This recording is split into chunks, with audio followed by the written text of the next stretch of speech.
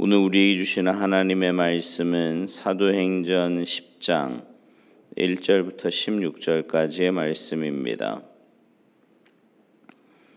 사도행전 10장 1절부터 16절까지의 말씀 우리 한 목소리로 봉독하시겠습니다. 함께 봉독합니다. 시작. 가이사랴에 고넬료라 하는 사람이 있으니 이달리아 부데라 하는 군대의 백부장이라. 그가 경건하여 온 집안과 더불어 하나님을 경외하며 백성을 많이 구제하고 하나님께 항상 기도하더니 하루는 제 9시쯤 되어 환상 중에 밝히 보매 하나님의 사자가 들어와 이르되 고넬료야 하니 고넬료가 주목하여 보고 두려워 이르되 주여 무슨 일이니까? 천사가 이르되 내 기도와 구제가 하나님 앞에 상달되어 기억하신 바가 되었으니 내가 지금 사람들을 요바에 보내어 베드로라 하는 시몬을 청하라. 그는 무도장이 시몬의 집에 유숙하니 그 집은 해변에 있다 하더라. 마침 말하던 천사가 떠나매 고넬료가 집안 하인 둘과 부하 가운데 경건한 사람 하나를 불러 이 일을 다 이루고 요바로 보내니라.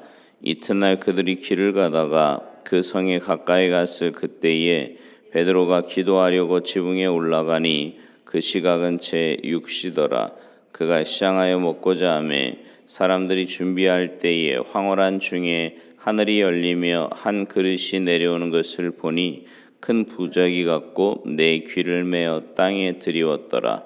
그 안에는 땅에 있는 각종 네 발 가진 짐승과 기는 것과 공중에 나는 것들이 있더라. 또 소리가 있으되 베드로야 일어나 잡아 먹어라 하거늘 베드로가 이르되 주여 그럴 수 없나이다. 속되고 깨끗하지 아니한 것을 내가 결코 먹지 아니하였나이다 한데 또 두 번째 소리가 있으되 하나님께서 깨끗하게 하신 것을 내가 속되다 하지 말라 하더라. 이런 일이 3번 있은 후 그 그릇이 곧 하늘로 올려져 가니라. 아멘. 할렐루야. 다리 가운데요 징검다리라는 게 있습니다. 징검다리는 하천에 큰 돌을 이어 놓아서 그 돌을 밟고 건너가는 거지요. 비가 많이 와서 하천에 물이 많이 흐르면 그 징검다리는 물에 잠깁니다.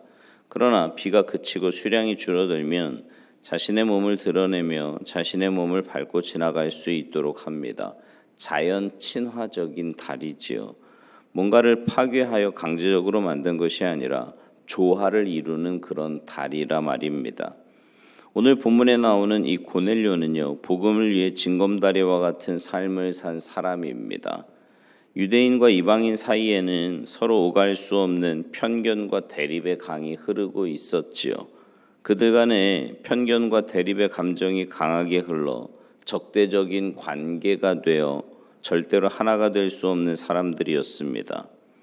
강한 편견과 대립의 감정으로 하나가 될 수 없는 유대인과 이방인을 하나가 될 수 있도록 징검다리 역할을 한 사람이 바로 고넬료입니다. 물론 고넬료가 이방인들에게 복음을 직접 전달하는 전도 사역을 한 것은 아닙니다. 그러나 그는 이방인으로서 하나님을 신실하게 믿으며 적대 관계에 있던 유대인들에게 사랑과 칭찬을 받는 삶으로 유대인에게서 이방인에게로 복음이 증거되는 징검다리 역할을 한 겁니다. 고넬료는 로마인으로 로마 제국 군대 백부장이었습니다. 100명의 부하를 지휘하는 사람이라는 거죠.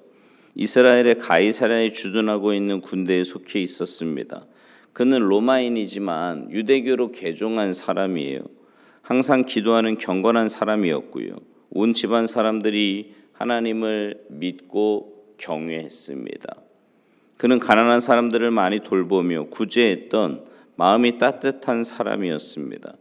고넬료의 성품을 잘 보여주는 말씀이 있는데 우리가 내일 볼 말씀인데요. 22절을 한번 보시겠어요? 22절에 보면 이런 말씀이 있습니다. 그들이 대답하되 백부장 고넬료는 의인이요 하나님을 경외하는 사람이라 유대 온 족속이 칭찬하더니 그가 거룩한 천사의 지시를 받아 당신을 그 집으로 청하여 말을 들으려 하느니라. 그러니까 이스라엘은 로마 제국의 지배를 받는 식민지였잖아요. 자존심이 강한 유대인들은 로마의 지배를 받는 것을 굉장히 큰 수치로 여겼습니다. 정말 수치 중에 수치로 여겼지요. 로마 군대는 유대인들의 저주 대상이었고 적이었다 말입니다. 그런 로마 군대의 장교인 고넬료가 온 유대인들로부터 칭찬과 사랑을 받았어요. 그만큼 고넬료는 영적으로 경건한 사람이었고 어려운 유대인들을 많이 도운 사람입니다. 이방인이면서도 유대인들에게 사랑을 받는 사람이었다는 거지요.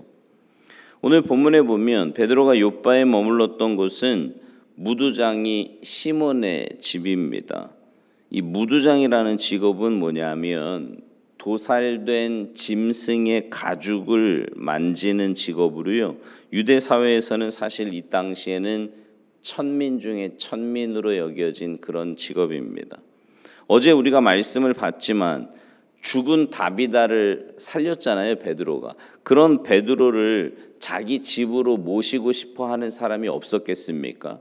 아마 굉장히 많았을 거예요. 그런데도 베드로가 무두장이 시몬의 집에 거했다는 것은 유대 사회에서 계층 간에 있었던 모든 벽이 복음 안에서 무너지고 하나가 되고 있음을 말하는 겁니다. 베드로가 유대 땅을 넘어서 사마리아 지역인 가이사랴로 들어갔어요. 이것은 유대 사회에서는 상상할 수 없는 놀라운 사건이지요. 복음으로 예루살렘과 유대와 사마리아 지역까지 복음이 증거되고 이제 이방인의 세계를 향하게 되는 겁니다. 하나님은 사마리아 지역인 가이사랴에서 이방인 고넬료를 만남으로 그를 통해 훗날 이방인에게 복음의 다리 역할을 하게 하신 거지요. 하나님께서 유대 문화권과 이방 문화권 사이에 다리 역할을 하게 한 고넬료에 대해 살펴보면 그는 경건한 사람이었어요. 2절 말씀해 보니까 그가 경건하여 온 집안과 더불어 하나님을 경외하며 이렇게 말씀합니다. 사도행전을 기록하고 있는 이 누가는 고넬료를 경건한 사람이라고 말을 합니다. 고넬료가 경건한 삶을 살 수 있었던 것은 그가 하나님을 경외했기 때문이에요. 하나님을 경외하지 않는 사람은 경건한 삶을 살 수 없지요. 경건한 척은 할 수 있습니다. 그러나 참된 경건의 삶은 하나님을 온전히 경외하는 사람이에요. 미국의 대통령이었던 지미 카터 대통령, 아마 여러분 잘 아실 겁니다. 그가 재임할 때 우리나라를 방문한 적이 있었는데 바쁜 일정 중에도요 주일에 교회를 찾아가 예배를 드렸습니다. 그 침례교 교인이었거든요. 여의도 침례교회 가서 예배를 드렸는데 교회 소식 시간에요 당시 담임 목사님이 그 카터 대통령을 소개하면서 이렇게 소개했답니다. 오늘 우리 교회에 귀한 손님이 오셨는데 미국 남부 침례교회 카터 집사님 부부가 오셨습니다. 이제 나오셔서 인사하겠습니다. 이렇게 소개를 한 거예요. 그러자 그 카터 대통령이 나와서 이렇게 인사를 합니다. 오늘 진심으로 목사님께 감사를 드립니다. 저를 미국 대통령으로 소개하지 않고 남부 침례교회 집사로 소개해 주신 거 참 감사합니다. 대통령직은 국민이 투표해서 세운 직분이지만 집사의 직분은 하나님이 주신 직분이므로 제게는 무엇보다 더 귀합니다. 미국 대통령으로 바쁜 방문 일정에도 모든 스케줄을 뒤로하고 주일에 교회를 찾아 예배한 대통령, 또 사람이 임명한 대통령직보다 하나님께서 주신 교회의 집사 직분을 더 귀하게 여기는 그는 진정으로 경건한 사람이었습니다. 대통령직을 수행할 때도 주일이 되면 교회 가서 예배드리고 교회 학교 교사로 아이들을 가르친 이야기는 아마 한 번쯤은 다 들어보셨을 겁니다.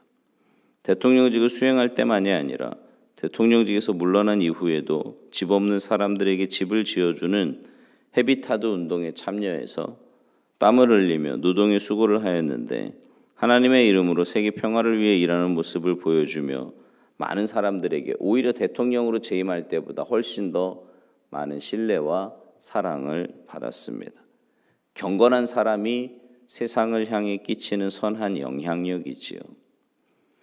여러분, 이방인인 고넬료가 바로 그런 거룩한 경건함으로 이방인은 물론이거니와 적대적인 감정을 가지고 있는 유대인들에게도 칭찬과 사랑을 받는 사람이었습니다. 하나님은 그를 복음으로 유대인과 이방인을 하나로 연결하는 다리 역할을 하게 하셨지요. 여러분, 우리의 삶이 그런 삶이 되어야 합니다. 그런 삶이 되기를 소망해요. 거룩한 경건함은 삶의 자리에서 이웃들에게 하나님의 성품을 보여주는 겁니다.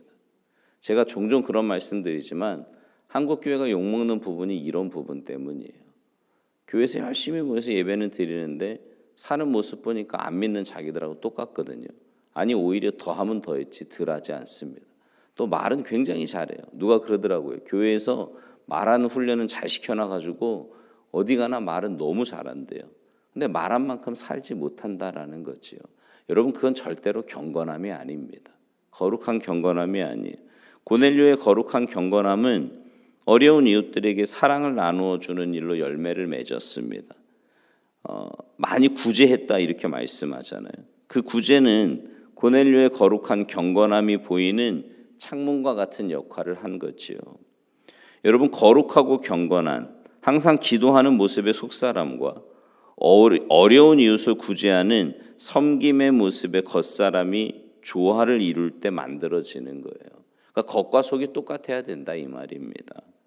거친 삶의 자리에서 항상 기도하며 믿음의 사람으로서의 품위와 또 영적인 힘을 가지고 선한 영향력을 만들며 하나님께 영광을 돌린 고넬료와 같이 우리의 삶이 하나님께 영광을 돌리는 그런 삶이 되기를 소망합니다.